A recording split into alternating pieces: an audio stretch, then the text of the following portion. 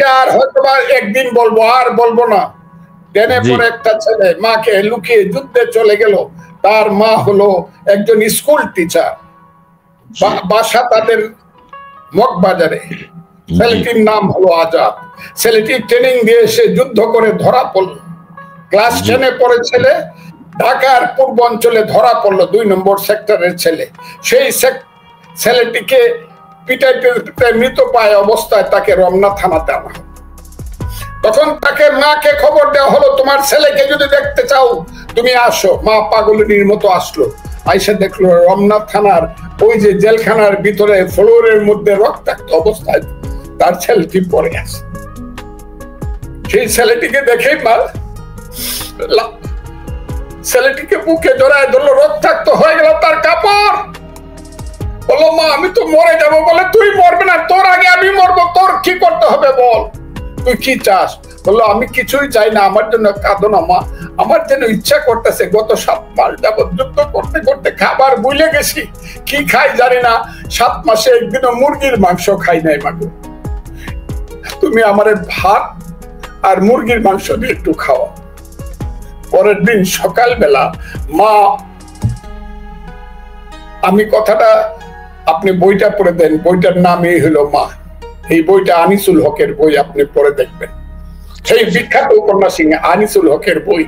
সেই মা মুরগির মাংস, মুরগির তরকারি রান্দাই না, যখন আসলো তখন দেখলো ছেলে নাই।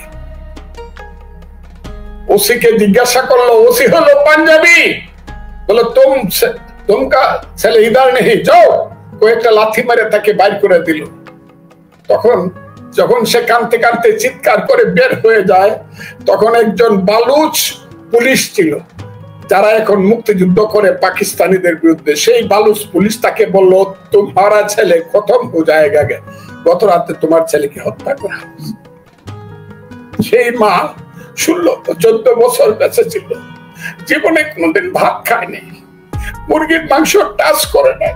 ছেলেকে যেহেতু দেখেছিল ফ্লোরে শুয়ে আছে, সে কোনোদিন শীতকালেও ফ্লোরের বাইরে সে শুয়ে নাই। সেইটার নাম হলো মুক্তিযুদ্ধ। এইগুলার নিয়ে এখন রং তামাশা করে কথা বলা হয় বন্ধুরা, কে নাকি আমাদেরকে মুক্তিযুদ্ধ করে দিছে, কার সল্লায় পড়িয়া? ধর্মীয় দল। এটা হলো ধর্মের নামে দল হচ্ছে।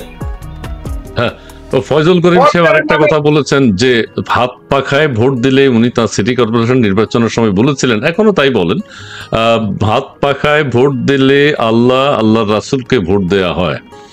আর আওয়ামী লীগ, বিএনপি, আমি নাউজুবিল্লাহ কইলাম, আমি উম্মি মানুষ, নামাজ রোজা অত করতে পারি না, আল্লাহ কি জানি আমাকে মাফ করবো কিনা। কিন্তু আমি এদের ব্যাপারে এই কথা যারা বলে যে ওই জামাতকে ভোট না দিলে হ্যাঁ পাপ হবে, বেহেশতে যাইতে পারবে না, আবার যারা বলে যে কি বললেন আপনি,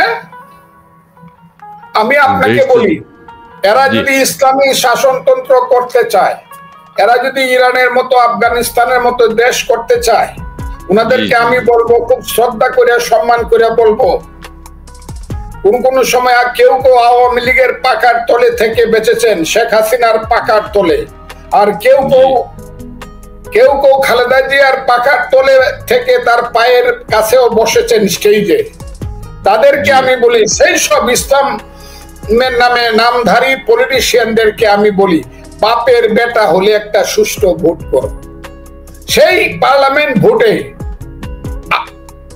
আপনারা যদি পাশ করতে মেজরিটি পান, নিশ্চয়ই আপনারা ইরান বানান আফগান, কিন্তু আগে কথাটা কম লাগবে। 5ই আগস্টের মতো বাটপারি করা যাবে না, 5ই আগস্টের মতো মুনাফিকি করা যাবে না। স্লোগান দিবেন বৈষম্য বিরোধী আন্দোলনের, স্লোগান দিবেন এক দফায় এক দাবি, শেখ হাসিনা কবে যাবি।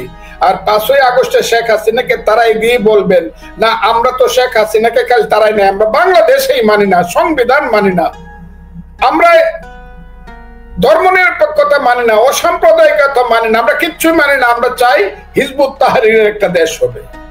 এটা তো মুনাফিকি। আপনারা বলেন, ইসলাম নামে যারা রাজনীতি করেন, যে আমাদের ইসলামের সমস্ত দল একসাথে হন, আমি তো চাই। যারা বক্তৃতা করেন রাতের পর রাত দেখি, সেই সব বক্তারা কি বক্তৃতা করেন, করে গিয়ে বলেন আমাদেরকে ভোট দিলে আমরা ইসলামী শাসনতন্ত্র করব, আমাদেরকে ভোট দিলে আমরা এই দেশটাকে আফগানিস্তানের মতো বানাবো। আজকেও আমি দেখলাম, এতদিন বলতেছিলাম 1/3 লোক না খায়া থাকে রাতের বেলা, আজকে দেখলাম 2 বেলা অর্ধেক লোক না খায়া থাকে, মরে যাবে সব, কুকুরের মতো বসবাস করে আফগানিস্তানে। আমি আপনাদেরকে খুব কথা বলি, আপনারা যদি এটাকে ইরান বানাতে চান, আফগানিস্তান বানাতে চান, তাইলে গণতন্ত্রের নামে আপনারা রাজনীতি করেন কি করে? আপনারা তো গণতন্ত্রকে তাহলে বলতে হবে গণতন্ত্র বেদাত, গণতন্ত্র বেশরিয়তি। আর ইরানের মতো বলতে হইলে বলতে হবে তাদের একজন আয়াতুল্লাহ খুমিনি লাগবে, আর এক দলের মধ্যে শুধু ভোট হবে, অন্য কোনো দল থাকবে না। অন্য কোন দল, তাইলে তারা এই দলের সুযোগ নিয়ে তারা সেই মুনাফিকিটা দল করার সুযোগ নিয়ে মুনাফিকিটা করতেছে কেন?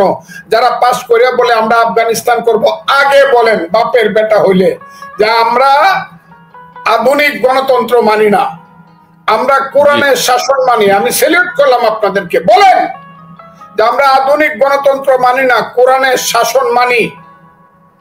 আমরা ঢাকা বিশ্ববিদ্যালয়কে সিনিয়র মাদ্রাসা বানাবো। জি, মাদ্রাসা হয়ে গেছে অলরেডি। জি, হয়ে গেছে। এটা বলেন, ঘোষণা বাকি আছে। এই দেশে রবীন্দ্রনাথ ঠাকুর, কবি নজরুল ইসলাম, তাদের কবিতা টবিতা গান টান শোনা যাবে না, পড়া যাবে না, এটা বলেন। বলেন যে আমরা হইলে শুধু ওয়াজ মাহফিল করতে পারবে, কিন্তু কেউ লালনের গান করতে পারবে না, কেউ বাউল সঙ্গীত করতে পারবে না, কেউ নাটক করতে পারবে না, কেউ ড্রামা করতে পারবে না, কেউ যাত্রা গান করতে পারবে না, কেউ সাংস্কৃতিক অনুষ্ঠান করতে পারবে না, কেউ বিতর্ক অনুষ্ঠান করতে পারবে। বলেন বাপের বেটার মতো, তারপরে ভোটে আসেন। আমি যাব ফজলুর রহমান, আমি আমার দল, তা আমার দলকে সম্মান জানিয়ে বলছি, আমি ফজলুর রহমান যাব সব জায়গাতে এবং গিয়া বলবো আমাদেরকে যদি ভোট দেন, আমরা হলাম আধুনিক মানুষ, গণতান্ত্রিক মানুষ, তাহলে এই দেশে আমি গণতন্ত্র করব। আমাকে যদি ভোট দেন তাহলে এই দেশে মানুষের পেটের ভাত, পরনের কাপড় আনবো। আমাকে যদি ভোট দেন তাহলে বাজারে জিনিসপত্রের দাম কম থাকবে। আমাকে যদি ভোট দেন তাহলে বাংলাদেশের শিক্ষিত ছেলেরা শিক্ষা শেষে চাকরি পাবে। আমাকে যদি ভোট দেন তাহলে এই দেশের সাধারণ মানুষের সন্তানেরা বিদেশে কর্মসংস্থান করতে যেতে হলে তাদের টাকা দিতে হবে, কিন্তু সেই টাকাটা আদম ব্যাপারীর টাকা না, নির্দিষ্ট একটা ফি দিতে হবে। আমাকে যদি ভোট দেন এই দেশে ধর্ম নিরপেক্ষতা হবে, সুস্পষ্ট কইলাম। এই দেশে হিন্দু, মুসলমান, বুদ্ধ কি খ্রিস্টান, তাদের মধ্যে রাজনীতিতে কোনো ভেদাভেদ থাকবে না। চাউলের দাম হিন্দুর জন্য যা হবে, মুসলমানের জন্য তা হবে। ধানের দাম যা হবে তাই হবে। ভোটের দাম হিন্দু যেমন হবে, মুসলমানও তাই হবে। আমার দেশে শুধু আসসালাতু খায়রুম মিনান নাওম বলার সঙ্গে সঙ্গে মুসলমান মসজিদে যাবে, নামাজ পড়বে। হিন্দু সন্ধ্যাবেলায় যখন ঘন্টা বাজবে তখন মন্দিরে যাবে, অন্যান্য ধর্মের লোকজন তাদের পূজা অর্চনা করবে। কিন্তু রাজনীতিতে যখন আসবো, সমাজে যখন আসবো, তখন প্রত্যেককেই বলতে হবে, শোনো হে মানুষ ভাই, সবার উপরে মানুষ সত্য, তার উপরে নাই। সেই কথা বলে বাংলাদেশে আমি রাজনীতি করতে চাই। হিন্দু নয়, ওরা মুসলিম। জিজ্ঞাসে কোন জন কান্ডারি বলো, ডুবিছে মানব সন্তান আমার মার। এই কথাটা আমি জনসভায় বলবো, আমার প্রচার পত্রে বলবো, আমার ইলেকশনের ম্যানিফেস্টোতে বলবো, খুব ক্লিয়ার। আর বলবো কি, আমি 71 চাই। কি বলবো আমি 71 চাই। 71 প্রকৃত মুক্তিযুদ্ধ ছিল। সেই 71 আনার জন্য শত শত বছর যাবৎ বাংলার মুসলমান মায়েরা নামাজ পড়ে খোদার কাছে প্রার্থনা করেছে, হে খোদা আমাদেরকে এমন এক অমৃতের সন্তান দাও যে সন্তান আমাদেরকে বিদেশিদের অত্যাচার থেকে মুক্তি দেবে। 1000 বছর ধরে বাংলার হিন্দু মায়েরা সন্ধ্যাবেলায় তুলসী তলায় প্রদীপ জ্বলিয়ে ভগবানের কাছে প্রার্থনা করেছে, হে ভগবান আমাদেরকে এমন সন্তান দাও যে সন্তান আমাদেরকে স্বাধীনতা দিবে। শত শত বছর যাবৎ বাঙালি, হিন্দু, মুসলমান, বুদ্ধ, খ্রিস্টান আমরা ছিলাম পরাধীন গোলাম। বিশেষ করে ব্রিটিশের আমলে নীল সাহেবদের অত্যাচারে জর্জরিত হয়ে আমাদের হিন্দু মুসলমান মায়েরা খোদার কাছে কেঁদে কেঁদে বলতো, ছেলে ঘুমালো, পাড়া জোড়ালো, বর্গি এলো দেশে, বুলবুলিতে ধান খেয়েছে, খাজনা দিব কিসে, ধান ফোরালো পান ফোরালো, খাজনার উপায় কি, আর কতদিন সবুর করো রসুন বলেছি। সেই যে বাংলার স্বাধীনতার জন্য যুদ্ধ গিয়েছিল তিতুমির হাজী শরীয়তুল্লাহ, যুদ্ধে গিয়েছিল ময়মনসিংহ শেরপুরের ছেলে ফকির মজনু শাহ, যুদ্ধে গিয়েছিল দেশ থেকে বিদেশে আমরা যাদেরকে হিন্দু বলি ভারতের শ্রেষ্ঠ সন্তানদের একজন, যিনি আজাদ হিন্দ ফৌজ গঠন করে দ্বিতীয় মহাযুদ্ধে যুদ্ধ করেছিল ভারত বাংলার স্বাধীনতার জন্য। সেই যুদ্ধ করতে করতে জীবন দিয়েছিল ক্ষুদিরাম সূর্য সেনের মতো দেশপ্রেমিকেরা। আর আমাদের রাজনৈতিক নেতারা সারা জীবন বাংলার মানুষের মুক্তির জন্য সংগ্রাম করেছে। শেরে বাংলা একে ফজলুল হক, হুসেন শহীদ সোহরাওয়ার্দী, শরৎ বোস, মৌলানা আব্দুল হামিদ খান ভাসানী, বঙ্গবন্ধু শেখ মুজিবুর রহমান। আর যুদ্ধ যখন শুরু হলো তখন সামরিক নেতৃত্ব দিয়েছে জেনারেল এমএজি উসমানী, সামরিক নেতৃত্ব দিয়েছে major Zia I do hereby declare the independence of Bangladesh, সামরিক নেতৃত্ব দিয়েছে পরবর্তী সময়ে 1 নম্বর সেক্টর কমান্ডার রফিকুল ইসলাম, 2 নম্বর সেক্টর কমান্ডার খালেদ মুশাররফ, পরবর্তী সময়ে হায়দার, 3 নম্বর সেক্টর কমান্ডার মেজর শফিউল্লাহ, 4 নম্বর সেক্টর কমান্ডার চিত্তরঞ্জন, 5 নম্বর সেক্টর কমান্ডার মীর শওকত আলী, 6 নম্বর sector commander M K Bashar, 7 নম্বর সেক্টর কমান্ডার কাজী নুরুজ্জামান, 8 নম্বর sector commander M A Manjur, 9 number sector commander তার নাম হলো M A Jalil, R 11 number sector commander ছিলেন জনাব কর্নেল তাহের, যিনি যুদ্ধাহত হয়েছিলেন। আমি কেন বলছি কথাগুলো? আর মুক্তিযুদ্ধের বেসামরিক নেতৃত্ব দিয়েছিল মুজিবনগর সরকার, যার নেতা ছিল সৈয়দ নজরুল এবং তাজউদ্দিনেরা, মনসুর আলী, কামরুজ্জামানেরা। আমি এই কথা বলে ভোট চাইব, যদি তাদেরকে ভোট দেয় তারা ইসলামিক শাসনতন্ত্র করবে, ইসলামিক দেশ চালাবে। আর আমাকে যদি ভোট দেয় আমি আধুনিক দেশ করব। আমি মানুষকে বলবো, হে ভাই, তোমার ছেলে 3টা হলে একটা মাদ্রাসায় যাক, আমি উৎসাহিত করব, পড়ুক না একটা ছেলে মাদ্রাসায়, কিন্তু আরেকটা বা 2টা ছেলে আপনার প্রাইমারি স্কুলে যাবে সরয় রস্যই দীর্ঘই পড়ার জন্য। এই ছেলেটি পড়বে পাখি সব করে রাতি পোহালো, কারণে কুসুম ফুটিল, রাখাল গরুর পাল লয়ে যায় মাঠে। এই ছেলেটি দিনে দিনে বড় হবে, বড় হতে হতে সেই ছেলেটি আবার কবিতা পড়বে, বলো বীর বলো উন্নত মম শির, শির নেহারি আমারি নত শির ওই শিখর হিমাদ্রি, বলো বীর মহাবিশ্বের মহাকাশ সারি, চন্দ্র সূর্য গ্রহ তারা ফারি, গোলক গোলক গোলক বেদিয়া ক্ষুধার আরো শাসন ছেদিয়া উঠিয়াছে আমি মহাবিশ্ব বিশ্ববিদাত্রী। সেই ছেলেটি আবার রিসার্চে যাবে, নাসার মেম্বার হবে। সেই ছেলেটি আবার আমার দেশে বিজ্ঞানী হবে, শুধু না, হবে জাতীয় অধ্যাপক আব্দুর রাজ্জাক। সেই ছেলেটি হবে সিরাজুল ইসলাম চৌধুরী, সেই ছেলেটি হবে আহমদ শরীফ, সেই ছেলেটি হবে মহামনীষী আবুল ফজল, সেই ছেলেটি হবে এই দেশের জ্ঞানে বিজ্ঞানে শিক্ষায় সংস্কৃতিতে শ্রেষ্ঠ মানুষ। যে শ্রেষ্ঠ মানুষ 1921 সনে ঢাকা বিশ্ববিদ্যালয় প্রতিষ্ঠিত হওয়ার পরে 1971 সন পর্যন্ত 50 বছরে 50,000 সৎ মানুষ, জ্ঞানী মানুষ, মহান মানুষ, মহৎ নারী সৃষ্টি করেছিল, যারা যুদ্ধ করে ওই বাঙালিকে স্বাধীন করেছিল। আমি তাই বলতে চাই বন্ধুরা, সেই কথাটা আমি বলবো, আমরা যুদ্ধে গিয়েছিলাম। সেই যুদ্ধের জন্য কত মায়ের বুক খালি হয়েছে, কত মা বিধবা হয়েছে, কত নারী ধর্ষিতা হয়েছে, 30 লক্ষ মায়ের জীবন গিয়েছে। আমি পরশুদিন একটা জায়গাতে বলেছিলাম, আজকেও কথাটা বলে দেই, এটা আর হয়তো একদিন বলবো, আর বলবো না। ট্রেনে পরে একটা ছেলে মাকে লুকিয়ে যুদ্ধে চলে গেল। তার মা হলো একজন স্কুল টিচার, বাসা তাদের মগবাজারে। ছেলেটির নাম হলো আজাদ। ছেলেটি ট্রেনিং দিয়ে এসে যুদ্ধ করে ধরা পড়লো। ক্লাস 10-এ পড়ে ছেলে, ঢাকার পূর্বাঞ্চলে ধরা পড়লো, 2 নম্বর সেক্টরের ছেলে।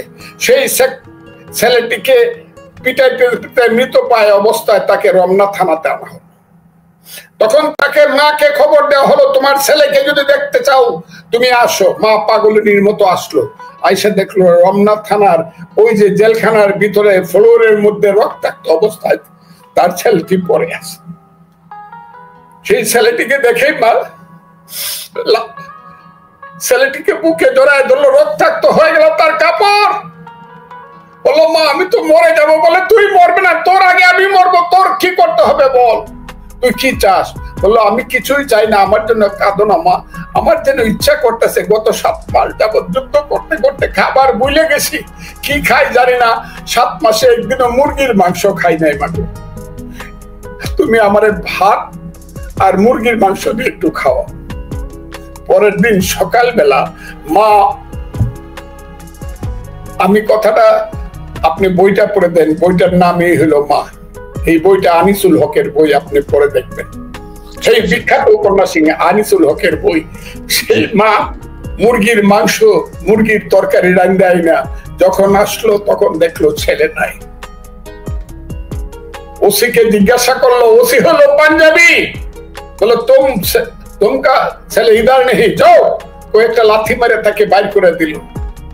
তখন যখন সে কাঁদতে কাঁদতে চিৎকার করে বের হয়ে যায়, তখন একজন বালুচ পুলিশ ছিল যারা এখন মুক্তিযুদ্ধ করে পাকিস্তানিদের বিরুদ্ধে, সেই বালুচ পুলিশ তাকে বলল, তোমারা ছেলে খতম হয়ে জায়গা গে, গত রাতে তোমার ছেলেকে হত্যা করা।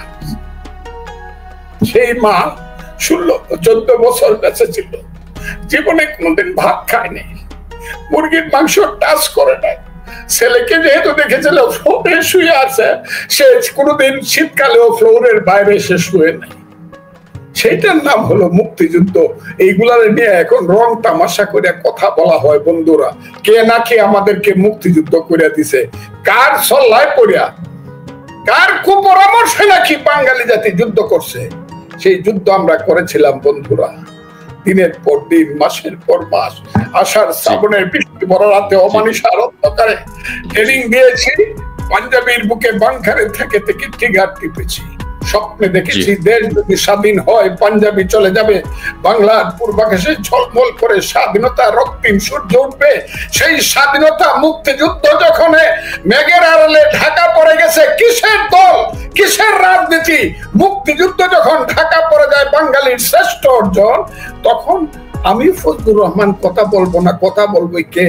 কেন রাজনৈতিক দলগুলো কথা বলবে না? বাংলাদেশে থাকবে, মুক্তিযুদ্ধ অপমানিত হলে কথা কেন বলবে না কোন রাজনৈতিক দল? আমি এটা বুঝতে চাই এবং জানতে চাই। আমি দেখতেছি তো সমস্ত মেয়াদেরকে, আমি দেখতেছি শুধু মন্ত্রী আর প্রধানমন্ত্রী হলে আর এমপি সাহেব হইলে আর ওই বৈশা বৈশা সংস্কারের নামে শেরাটন থেকে আর সোনারগাঁও থেকে নাস্তার লাঞ্চ আর ডিনার খাইলে পরেই বাংলাদেশ বাঁচবে। এই দেশ যদি আফগানিস্তান হয়ে যায়, এই দেশ যদি সিরিয়া লেবানন হয়ে যায়, আমার দেশের প্রধানমন্ত্রীর দরকার কি? কি দরকার আমার? কিসের রাজনীতি? যারা আজকে কথা বলে না তারা বুঝবে, বুঝেছিল ইরানের সেই বনি সদর, যে বনি সদর ছিলেন ইরানের মধ্যবর্তী লোকজনের নেতা, লিবারেল পার্টির নেতা। সেই বনি সদরের কান্দের উপরে ভর করে কিন্তু রাজাকাররা, ওই আজকে যারা ইরানে ক্ষমতায় আছে তারা ক্ষমতায় আইছিল, তারা লাথি মেরে ফালায় দিছে। আজকে যারা বনি সদরের ভূমিকা অবতীর্ণ হয়েছে তারা কিন্তু বুঝবে আমার কথা কোনোদিন আল্লাহর রহমতে মিথ্যা হবে না, কারণ আমার রাজনৈতিক বয়স হইল 61 বছর। আমি 61 বছর যাবৎ রাজনীতি করি, আমার অভিজ্ঞতা আল্লাহর রহমতে ভুল হবে না। যারা বনি সদরের ভূমিকা অবতীর্ণ হয়েছে, যারা বঙ্গবন্ধুর বাড়িতে আগুন লাগাই দিলে পরে কথা বলে না, তার বাড়িতে বুলডোজার দিয়ে পুড়াই দিলে কথা বলে না, যার আঙ্গুলের ইশারায় বাংলাদেশে মুক্তিযুদ্ধ হয়েছে, ওই 7 জন বীরশ্রেষ্ঠ ভাস্কর্য নামায় যখন পা দিয়ে পারে যারা কথা বলে না, তাদের বাংলাদেশের নেতৃত্ব করার দরকার কি? কি দরকার? দরকার নাই তো। এই দেশ আগে স্বীকার করতে হবে এটা বাংলাদেশ। এই বাংলাদেশ যে পাকিস্তান থেকে বাংলাদেশ হয়েছে, এর জন্য একটা মুক্তিযুদ্ধ হয়েছিল, এটা স্বীকার করতে হবে। এর জন্য 30 লাখ লোক মরছিল, এটার জন্য স্বীকার করতে হবে। এর জন্য শত শত বছর যাবৎ বাঙালির পূর্বপুরুষেরা যুদ্ধ করেছিল, এটা স্বীকার করতে হবে।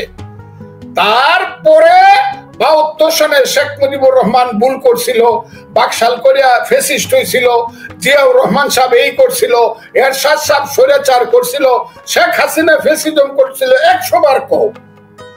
কিন্তু বাপ মানো না, মা মানো না তুমি। মুক্তিযুদ্ধ তো আমার মা, মুক্তিযুদ্ধের পেট চিনে তো বাংলাদেশ। মুক্তিযুদ্ধ না হলে বাংলাদেশ হইতো। মাকে মানো না, তুমি তো কুসন্তান। সেই কুসন্তানেরা এখন বাংলাদেশে নেতৃত্ব করতেছে। কালকেও দেখলাম একটা কুসন্তান। এইগুলারে মানুষ ব্যাগ বুঝা বওয়ার জন্য নেওয়ার কথা নয়, এরা মন্ত্রী হয়ে বসে আছে। ব্যাগ বুঝা বইতে পারবো না মানুষের। এই কুসন্তানেরা বলে যে বাংলাদেশ নাকি চক্রান্তের মাধ্যমে সৃষ্টি হয়েছে।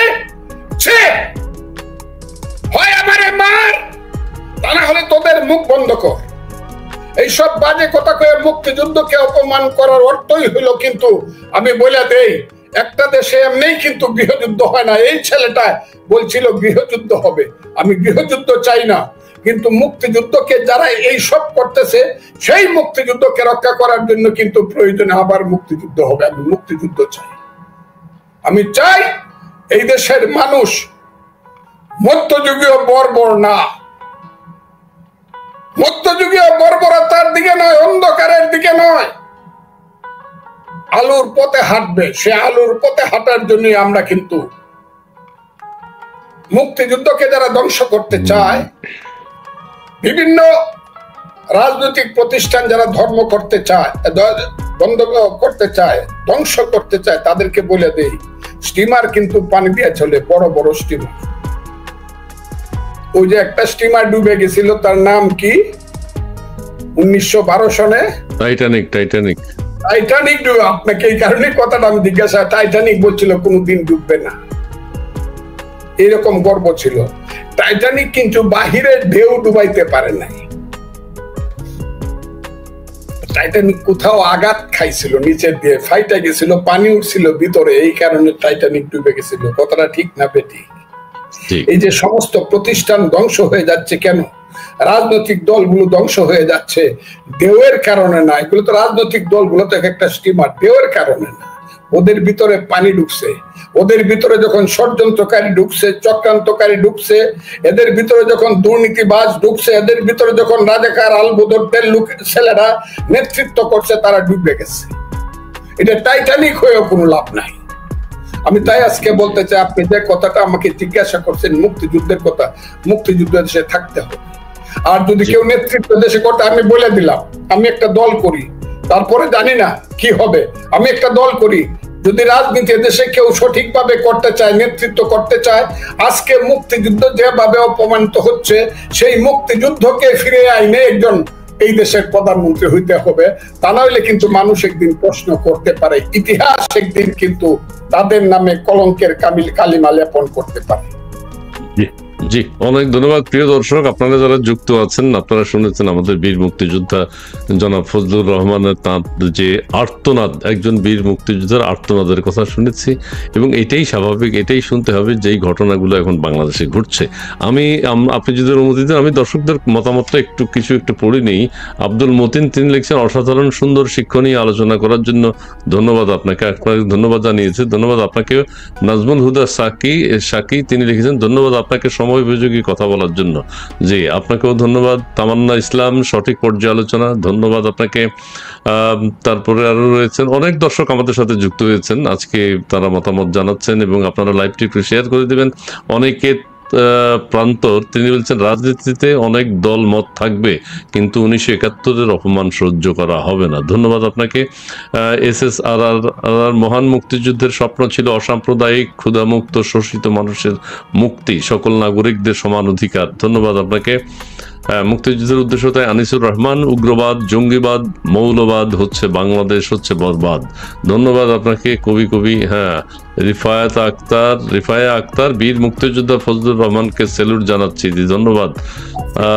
তারপরে যে আমি একজন মুক্তিযোদ্ধার সন্তান হিসেবে স্যালুট স্যার আপনাকেও ধন্যবাদ। পিয়ারুল ইসলাম, তিনি বলছেন, স্যালুট জানাই বীর মুক্তিযোদ্ধা, আমরা লাখ তরুণ আমাদের 71 ফেরত চাই। আমরা লাখ তরুণ আমাদের 71 ফেরত চাই। লাখ তরুণ কিন্তু জি আমি বলবো এটার ব্যাপারে কথাগুলো বলে যে 71 বললে পরে নাকি খালি বুড়ারাই কয় 71-এর কথা। নো, নো, 71 আমাকে, আমি আপনাকে বলি, এই যে কথাগুলো আমি বলি, আমার 4-5টা লোক আছে যাদেরকে জানে, যারা, আমার স্ত্রী সবসময় আমার ফোনটা ধরে, আপনিও বোধহয় এটা জানেন। শত ফোন যে আসে, যে Viqarunnisa school, private university, private college, Notre Dame university, Dhaka কলেজের ছেলেরা কত ফোন করে যে আপনি আমাদেরকে যুক্ত করেন না কেন? কিন্তু আমি তো এই ধরনের কাজ করতেছি না, আপনি আমাদেরকে যুক্ত করেন, আমাদেরকে আপনি আপনার সাথে নেন। আমরা কিন্তু মুক্তিযুদ্ধ দেখি নাই, আমরা দেখছি মুক্তিযুদ্ধের নাম কইয়া গত 16 বছরে খারাপ কাজ হয়েছে, আমরা মনে করছি ওইটাই বুঝি মুক্তিযুদ্ধ। না, শেখ হাসিনা আর মুক্তিযুদ্ধ, বঙ্গবন্ধু এক জিনিস না, মুক্তিযুদ্ধ আর আওয়ামী লীগ এক জিনিস না। একটা প্রতিষ্ঠান, একটা দল বা একজন ব্যক্তি ভুল করতে পারে, কিন্তু মুক্তিযুদ্ধ এবং বঙ্গবন্ধু নেতাদের উপরে যে ধরনের হচ্ছে, আমি আপনাকে একটা কথাই বলি, আমেরিকার জাতির পিতার নাম হলো জর্জ ওয়াশিংটন। অনেক ভুল আমি ওই দিন দেখলাম, তার অনেক ভুল ত্রুটি ছিল, বন্ধুরা তার খুব বিরুদ্ধে ছিল, মানুষ তার, কিন্তু আজকে কিন্তু 300 বছর পরে কেউ জর্জ ওয়াশিংটনকে ছুঁড়ে ফেলে দেবো এই কথাটা কেউ বলেন। সনামে বেনামে যতই হোক জিন্না পাকিস্তানের, পাকিস্তানের স্বাধীনতার জাতির কত দল আসে যায়, কিন্তু জিন্নাকে কেউ প্রমাণ করে নাই। ঠিক গান্ধী, সেরকম আর বহু আছে, কিন্তু তাদেরকে কেউ, কিন্তু একমাত্র আমরা এত বেশি আমরা নিমক হারাম বলবো, বেঈমান বলবো, যে আমরা আমাদের জাতীয় নেতাদেরকে নিজের স্বার্থের জন্য মত করি। তারা কবরে চলে গেছে বহু আগে। কি হয়, ইতিহাসের দায়িত্ব তাদের উপরে ছেড়ে দিলে, বা তাদেরকে ইতিহাসের দায়িত্বের মধ্যে ছেড়ে দিলে, ইতিহাস লেখুক, তাদের ভালো মন্দ সবকিছু। আমি প্রতিদিন আমার বাবা, আমার ভাই বোনদেরকে নিয়ে বৈশা, বাবা মারা গেছে 20 বছর আগে, ভাই বোনদেরকে নিয়ে খালি আমার বাবার দুর্নাম করব, যে বাবা আমাদেরকে খাওয়ায় পালচাচাকে নাই বা খাওয়াইছে, যে বাবা আমাকে জন্ম দিছে, প্রত্যেকদিন খালি বাবার এইগুলো আমি দুর্নাম করব। তাইলে আমি কিসের সন্তান? এই দেশটা এই জায়গায় চলে গেছে তো। জি জি জি, আমরা আরো কিছু সুন্দর সুন্দর কমেন্টস আসছে আপনার কথার প্রেক্ষিতে। আনিসুর রহমান লিখেছেন, বীর মুক্তিযোদ্ধা, সময়ের সাহসী কণ্ঠস্বর, শ্রদ্ধাভাজন অ্যাডভোকেট ফজলুর রহমান ভাই, আপনাকে স্যালুট। আনিসুর রহমান, আপনাকেও ধন্যবাদ। আমি দর্শকদের কিছু মতামত আপনাকে পড়ে শোনাই। মুন্না দোলন প্রামাণিক, বড় ভাই, আপনার দলের বক্তব্য, আপনার বক্তব্যের মধ্যে যোজন যোজন পার্থক্য কেন? আচ্ছা, ধন্যবাদ আপনাকে। তিনি হচ্ছেন বীর মুক্তিযোদ্ধা, সেই হিসেবে তিনি অনিকেত প্রান্তর, আপনার কাছে আমাদের অনেক ঋণ। ধন্যবাদ অনিকেত প্রান্তর। তারপরে মোহাম্মদ মঈন খান, তিনি বলছেন, ধন্যবাদ নিত্য সত্য কথা তুলে ধরার জন্য। আপনাকেও ধন্যবাদ। গণতারকার কণ্ঠ, গায়ের লোম দাঁড়িয়ে গেল ফজলুল হক সাহেবের বক্তব্য শুনে। জি, ধন্যবাদ আপনাকে। বিদ্রাহ কুন্ডু, তিনি লিখেছেন, কিছু বাদ রাখলেন না স্যার, সমকালীন সিদ্ধান্ত দেন, নির্দেশনা দেন, ইতিহাস বাদ দেন। হ্যাঁ, অনেক ধন্যবাদ আপনাকে। ইতিহাস শুনতে হবে কিছুটা। সৌমিক চৌধুরী চমৎকার বলেছেন ফজলুর রহমান সাহেব। জি, ধন্যবাদ আপনাকে সৌভিক। তারপরে আরো রয়েছেন রশিদুল ইসলাম, অনেক ধন্যবাদ। সাবাস সাবাস আপনাকেও ধন্যবাদ। জাহাঙ্গীর আলম, বীর মুক্তিযোদ্ধা জনাব ফজলুর রহমানকে স্যালিউট। ধন্যবাদ আপনাকে। আনোয়ার হোসেন, ফজলুর রহমান স্যারদের মতো মানুষের কাছে মানুষ আছে বলে মানুষ এখনো কথা বলতে পারে, প্রতিবাদ করে। ধন্যবাদ আপনাকে। এই যে গঠনমূলক বক্তব্য দিচ্ছেন আপনারা, এটাও দর্শকদের কমেন্টস পড়তে আজকে ভালো লাগছে। বীর সৈনিক মোহাম্মদ রিমন, এটাও ভালো লাগছে। গালাগালি, বইয়ের ভাষায় কথা বলা ভালো। দীনেশ হালদার, তিনি লিখেন, আওয়ামী লীগের রাজনৈতিক নেতারা, আপনারা শুনুন, ওনার বক্তব্য থেকে শিক্ষা গ্রহণ করুন। ধন্যবাদ, ভালো কথা। এম এন্টারপ্রাইজ, বীর মুক্তিযোদ্ধা ফজলুর রহমান, আপনাকে সালাম জানাই। ধন্যবাদ এন্টারপ্রাইজ। পিয়ারুল ইসলাম, বীর মুক্তিযোদ্ধাকে অনুরোধ করে শুধু সমাবেশ ডাকেন, লাখ লাখ তরুণ 71-এর ডাকে হাজির হব। ধন্যবাদ আপনাকে। এই যে অনেকে কিন্তু আপনাদের কথা শুনে আপ্লুত হচ্ছে এবং তারা বুঝতে চেষ্টা করছে। মারিয়া ওয়াইড, মাদ্রাসা অতিরিক্ত করে তৈরি করে আসলে কি তৈরি হচ্ছে, কি পড়াশোনা হচ্ছে, কারা পড়াচ্ছে, সেই দিকে চোখ থাকলে আজকের প্রজন্ম নষ্ট হতো না। ধন্যবাদ আপনাকে, সময় উপযোগী বক্তব্য দিয়েছেন আনোয়ার হোসাইন, সিলেট বীর মুক্তিযোদ্ধা অ্যাডভোকেট ফজলুর রহমান ফজলু ভাইকে। এখন দর্শকদের কথা বলতে গেলে ফজলু ভাইয়ের কথা শোনা যাচ্ছে না, আমি শিক্ষা ব্যবস্থা নিয়ে আপনাকে একটা এখন কথা শোনাবো। আমাদের সকল মুক্তিযোদ্ধার উচিত ঢাকায় একটা মহাসমাবেশ করা, এই যে কিছু প্রস্তাবনাও আসছে, বুল্লা পারমিশন দিচ্ছে না, বলছি না, কারো কথাই বলবো না, শুধু বলবো যে ঢাকায় যেমন মৌলানা মৌলভী সাহেবদেরকে বিভিন্ন সময়ে শেরে বাংলা নগরে জমা হওয়ার জন্য অথবা মানিক মেয়ে অথবা এখানে সোহরাওয়ার্দী উদ্যানে জমা পারমিশন দেয়, আবার দেখা যায় আহলে সুন্নাতুল জামাত নামে একটি দল, যে দলটি এদের চেয়ে অনেক পুরানো, যে দলের পূর্বপুরুষেরা ভারতবর্ষে ইসলাম কায়েম করেছে। আমি চ্যালেঞ্জ করলাম, আহলে সুন্নাতুল জামাত হলো সেই ধর্মীয় শক্তি যারা চায়ের তরিকা মানে, শরীয়ত, তরিকত, হকিকত, মারেফত। যারা বলে যারা ওহাবি না, ওহাবিরা যেমন বলে যে জামাত টামাতেরা, এরা বলে হযরত মুহাম্মদ আমাদের বড় ভাইয়ের মতো। কিন্তু যারা ওই আহলে সুন্নাতুল জামাতেরা বলে না, হযরত মুহাম্মদ আমাদের বড় ভাই না, হযরত মুহাম্মদের মাধ্যমে আল্লাহ কোরআন নাজিল করছে পৃথিবীতে, এবং উনাকে নাজিল করছে বলে ইসলাম ধর্ম আজকে শ্রেষ্ঠ ধর্ম। উনি সাধারণ মানুষ নিজেকে বলেছে, যেমন আমরা বক্তৃতা করলে বলে ভাই আমি আপনাদের মতো একজন, এটা বঙ্গবন্ধু বলছে, জিয়াউর রহমানে বলছে আমি একজন শ্রমিক, কিন্তু তা তো না জিনিসটা।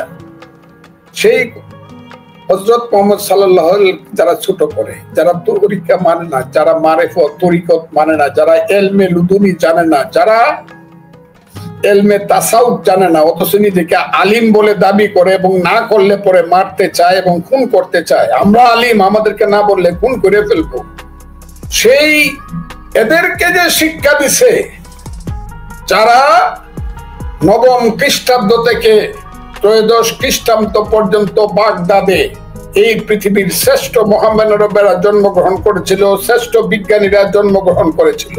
সেই মহামানবদের মধ্যে হযরত আব্দুল কাদের জিলানী রহমাতুল্লাহ আলাইহি, হযরত মাইনুদ্দিন চিশতির মতো রহমাতুল্লাহ আলাইহি, পরবর্তী সময়ে পার্সিয়াতে সেই জালালউদ্দিন রুমি, পরবর্তী সময়ে এই ভারতবর্ষে যিনি এসেছিলেন দ্বাদশ শতাব্দীতে, যার নাম হযরত খাজা মাইনুদ্দিন চিশতি রহমতুল্লাহ আলাইহি, তার থেকেই শুরু হলো ভারতবর্ষে ইসলাম প্রচার। যিনি পৃথিবীরাজকে পরাজিত করে আজমির শরীফে যিনি এখন শুয়ে আছেন ইসলাম প্রচার করে, তারই শিষ্য হলো নিজামউদ্দিন আউলিয়া, তার সিনিয়র শিষ্যর নাম হলো বখতিয়ার খাকি। তারাই কিন্তু এই ভারতবর্ষে আস্তে আস্তে ধীরে ধীরে ইসলাম প্রচার করলো। আমার বাংলায় যে আজকে সমস্ত হিন্দু ছিল, এখন যে বেশি 90% পূর্ব বাংলায় মুসলমান, কারণ পূর্ব বাংলায় এসেছিল শাহ সুলতান, পূর্ব বাংলায় এসেছিল সেই সব ওলিয়া উলিয়া, গাউস, কুতুব, দরবেশেরা প্রতিটি জনপদে এসেছিল সেই হযরত শাহজালাল ইয়ামিনী রহমতুল্লাহ আলাইহি 360 জন আউলিয়াকে নিয়ে এসেছিল। বাইজিদ বুস্তামি থেকে ধরে সমস্ত ওলিয়া উলিয়া, গাউস, কুতুব, দরবেশেরা এই দেশে ইসলাম প্রচার করেছে। এখন তাদের মাজার ভেঙে দেয়। এখন ওই যে দেখলাম আমির হামজা নামে একজন লোকের নাম বলে, মৌলানা আমির হামজা নাকি মুফতি আমর গালাগালি করে, আমারে ফজু পাগলা বলে। সেই আমির হামজা বলে যে সিলেটের শাহজালালের মাজার ভাঙিয়ে দিতে পারলে 5 কোটি টাকা দেওয়া হবে। এইভাবে লালনের যে কুষ্টিয়া যে লালনের যে প্রতিষ্ঠান, লালনের যে আখড়া বা লালনের যে যিনি জন্মগ্রহণ, যেখানে তিনি অবস্থান করতেন, সেই জায়গা ভেঙে দিবে।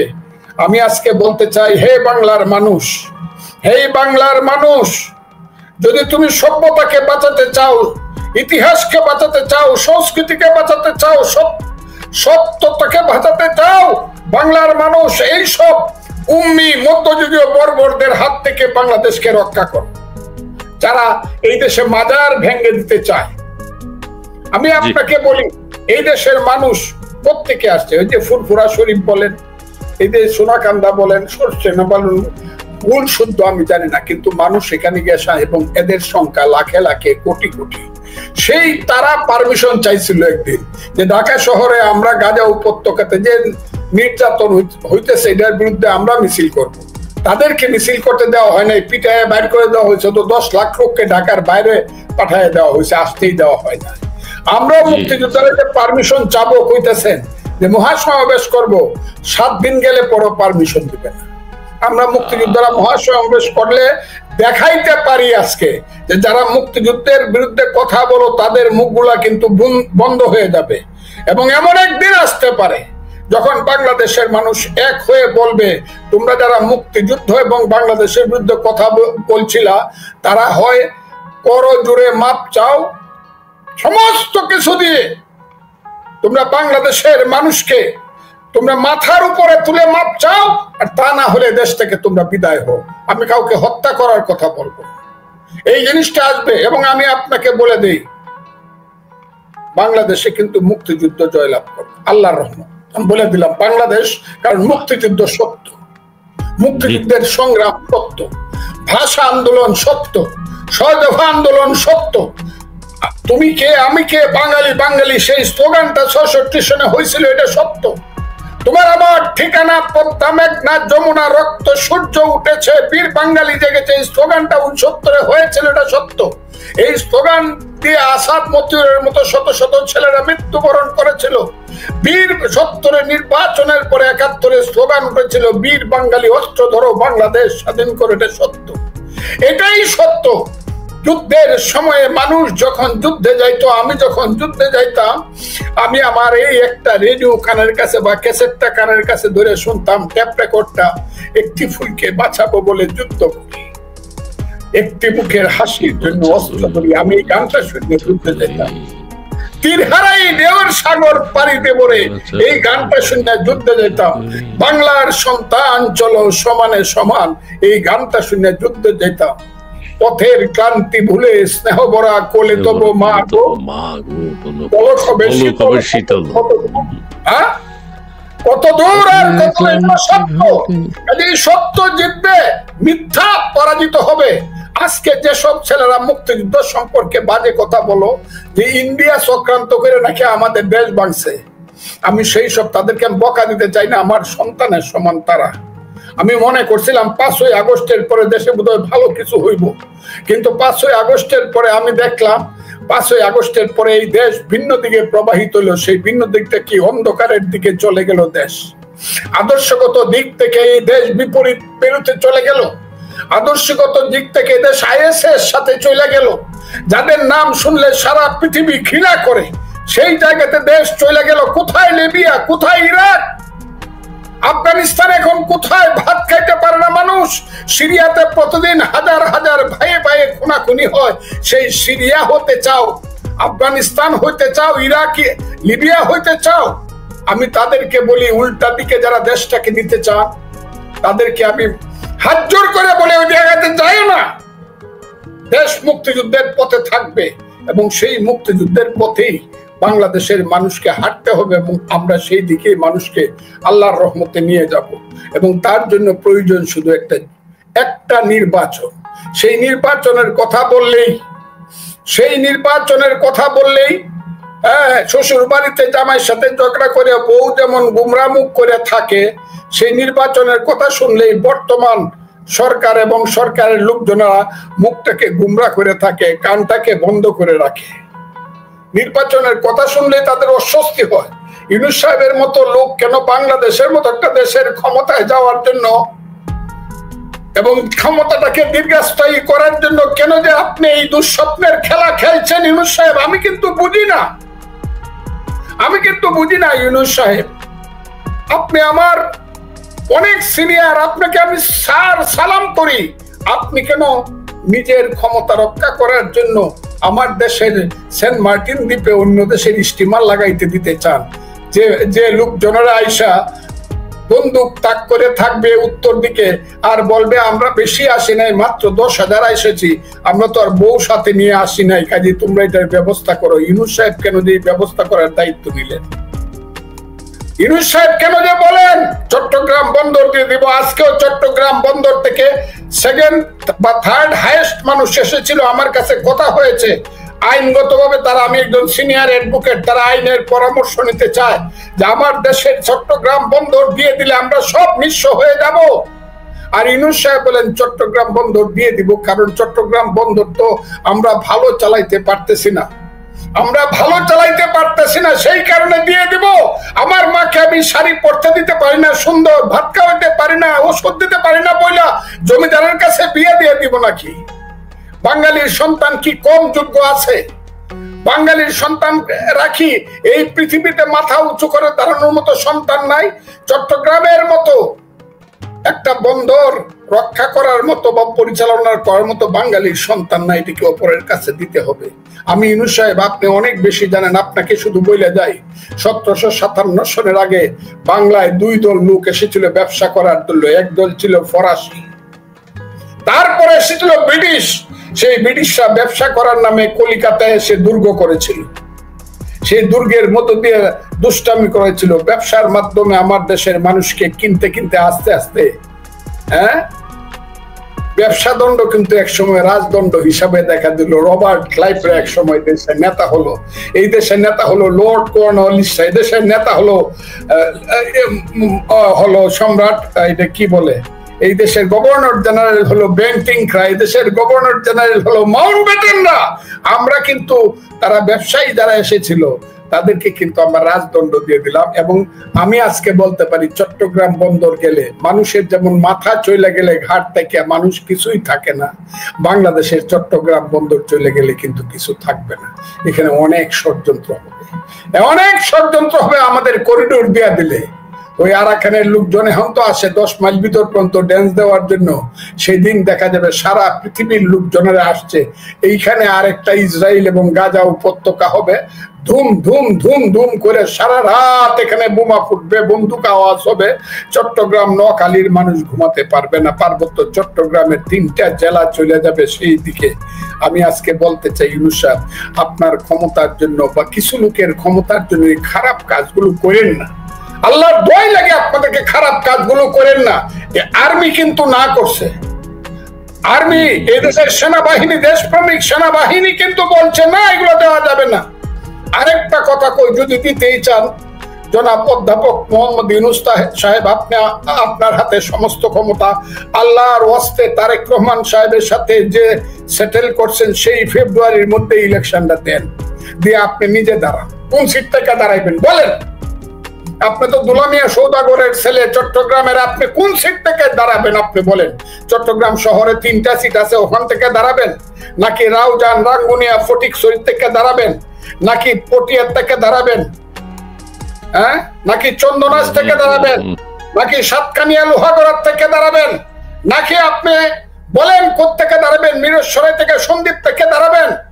আমি আপনাকে চ্যালেঞ্জ করলাম, আপনি তো পৃথিবীর শ্রেষ্ঠ মানুষ, ভোট করে দেখেন। It is not so easy.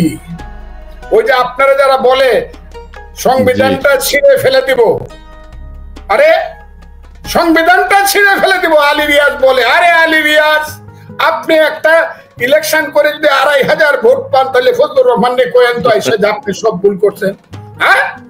একটা মেম্বারের ভোট পান, আপনি কি শুরু করছেন এখানে বৈশা বৈশা?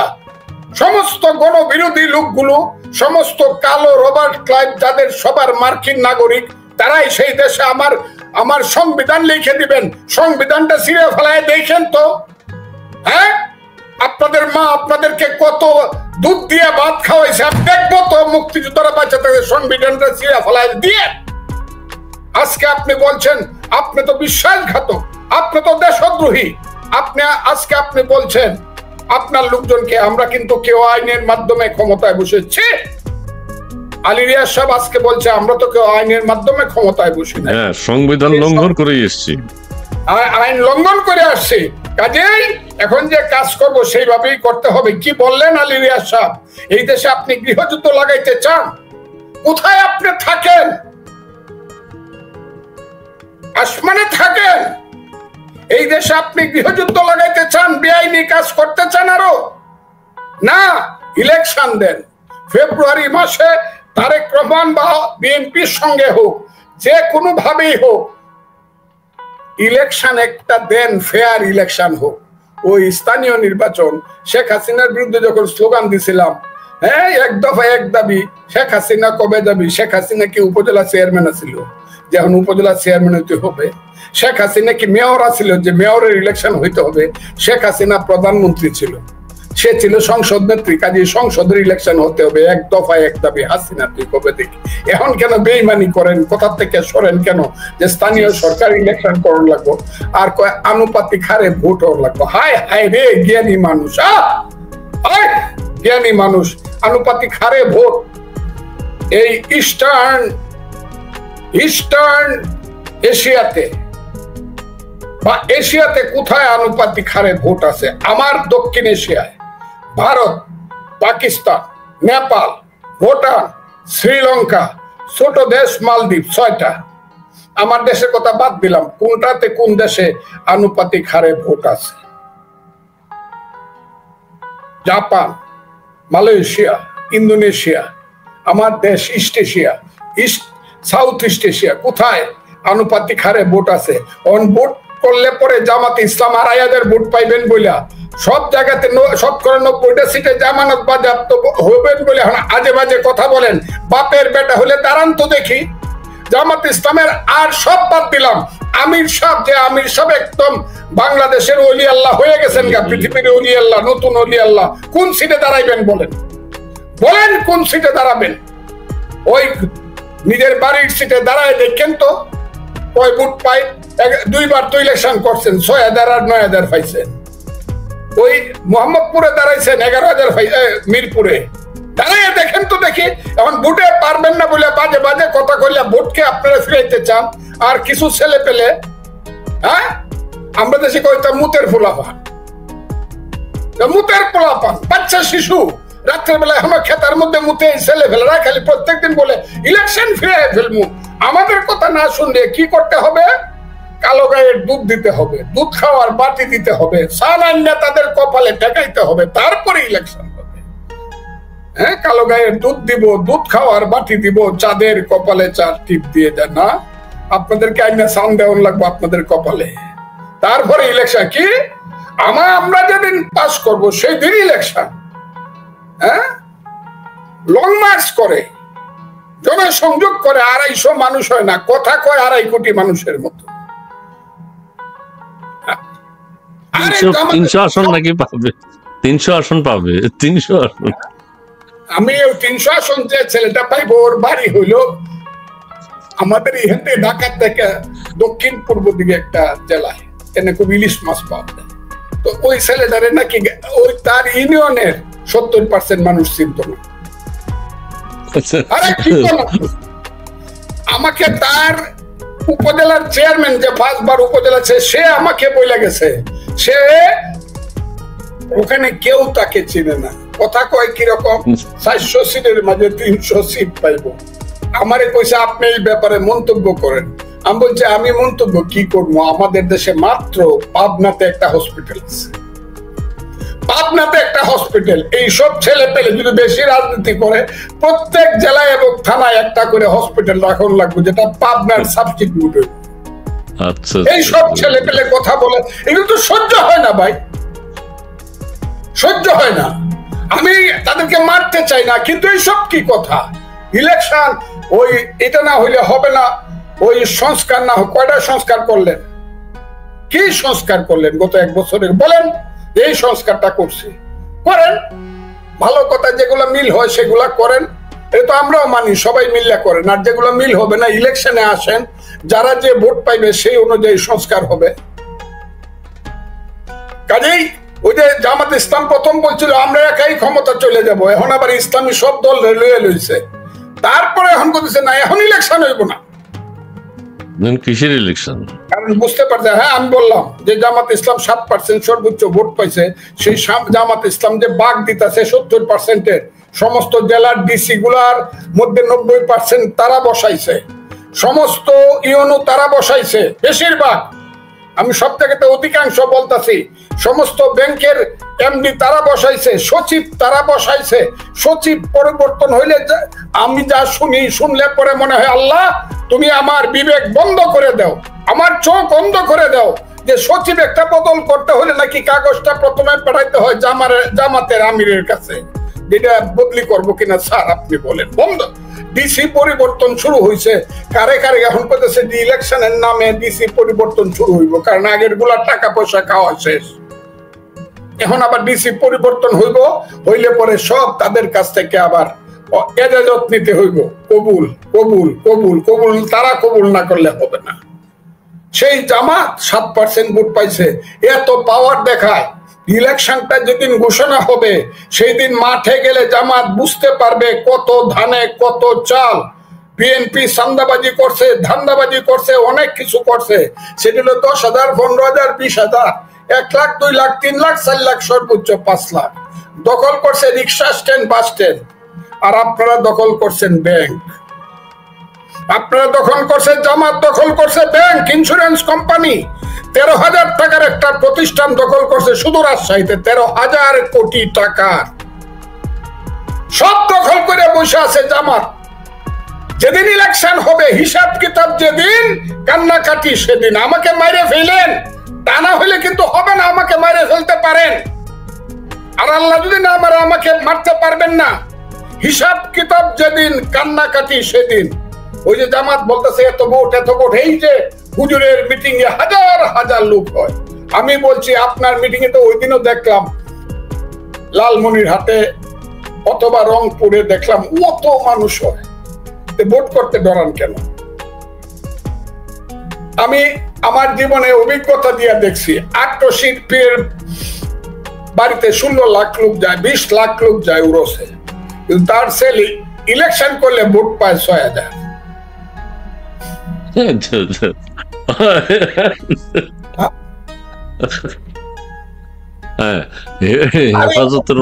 হুজুর টাকা পায়ে ধরে সালাম করার, ভোট দেওয়া তো এক জিনিস না। মানুষ বলে ভোটাভুটির মধ্যে মোল্লার কাম কি? এখানে তো আধুনিকতার ব্যাপার, এখানে তো জাগতিক ব্যাপার। কথাটা কি আমি বুঝাতে পারছি? জি জি বুঝে গেছি। তো ফজলু ভাই আজকে অনেক হয়ে গেছে, আমি এই কথাটা শেষ করি। কাজেই এই সবের সবকিছু সমাধান হলো একটা ইলেকশন। সেই ইলেকশনটা ফেব্রুয়ারিতে দেন, কত পার্সেন্ট ভোট পান দেখি, কয়টা সিট পাস করতে পারেন। এখন আপনারা মাঠে মাঠে যান, যে আমরা যদি পাস করতে পারি তাহলে কি আনুপাতিক হারে আগামীতে আমরা সংসদ করব, করেন আপনারা যদি মানুষ বলে। আর যদি দেখা যায় আপনারা 90% জায়গাতে জামানত হারাইছেন, জামানতই নাই, ভোট গণ্য আর পাওয়া যেতেছে না, তখন কি হবে? এবং এই কারণে আপনারা ভোট করতে চান না। এইসব ছেলে পেলেদের কথায় পাগল হইছেন, মানসিক হাসপাতালে যেতে চান, ইলেকশন দেন দেশকে বাঁচাইতে হলে। তা না হলে কিন্তু মুক্তিযুদ্ধ আছে, মুক্তিযোদ্ধারা আছে, এরা কিন্তু বের হবে। মুক্তিযোদ্ধারা 70 বছরের উপরে বুড়া, এরা না শুধু। মুক্তিযুদ্ধ হইল বাংলাদেশের 18 কোটি মানুষের মধ্যে 17 কোটি 75 লক্ষ। মনে রাখেন, কিন্তু পৃথিবীতে সব দিবে, বাংলার মানুষ সব দিবে, কিন্তু মুক্তিযুদ্ধ দিবে না।